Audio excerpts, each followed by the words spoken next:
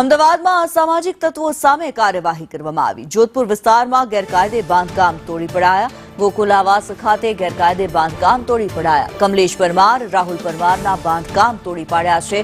ગુનેગાર વિશાલ પરમારના ગેરકાયદે બાંધકામ તોડી પાડવામાં આવ્યા। પોલીસ અને એએમસીની ટીમ દ્વારા કાર્યવાહી કરવામાં આવી। ગુનેગારો વિરુદ્ધ તંત્રનું બુલડોઝર ફરી વળ્યું।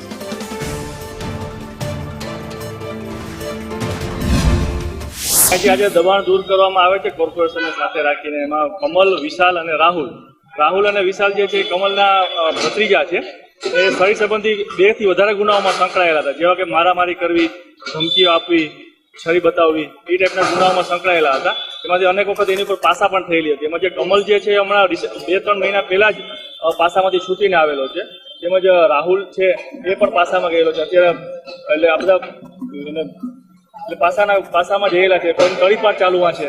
એ રીતના રીઢા ગુનેગારો છે અને શરીર સંબંધી ગુના સાથે સંકળાયેલા છે। અમદાવાદમાં અસામાજિક તત્વો સામે પોલીસની લાલ આંખ છે તે હાલ જોવા મળી રહી છે। જે રીતે વસ્ત્રાલની ઘટના બાદ ગુનેગારોને જે ડિટેક્ટ કરવામાં આવ્યા અને તેમના ગેરકાયદે બાંધકામો ઉપર એએમસી નું બુલડોઝર જે છે તે ફરી વળ્યું છે, ત્યારે અત્યારે હાલ જોધપુર વિસ્તારમાં આવેલા જે ગેરકાયદે બાંધકામો છે, જે ગુનેગારો છે તેના ગેરકાયદે બાંધકામો ઉપર હાલ અમદાવાદ મ્યુનિસિપલ કોર્પોરેશન તવાઈ બોલાવી રહ્યું છે।